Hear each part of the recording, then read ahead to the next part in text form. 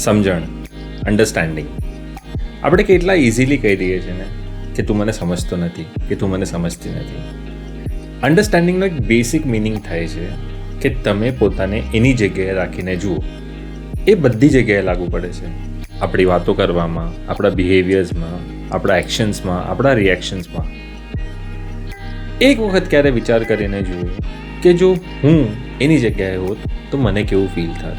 જ્યારે તમે એના ચપ્પલમાં પોતાના પગ નાખશો ત્યારે તમને ખબર પડશે કે શું હાલતમાં કે શું સિચ્યુએશનમાંથી જઈ રહ્યો છે કે જઈ રહી છે.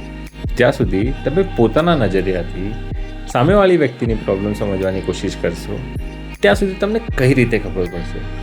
તમને પોતે એ વસ્તુ ફીલ કરવી પડશે, મહેસૂસ કરવી પડશે કે તમે જો આવી સિચ્યુએશનમાં હોત યા પછી તમારા સાથે આવું કંઈક થતું હોત તો તમે શું કરે, તમારા બિહેવિયર શું હોત.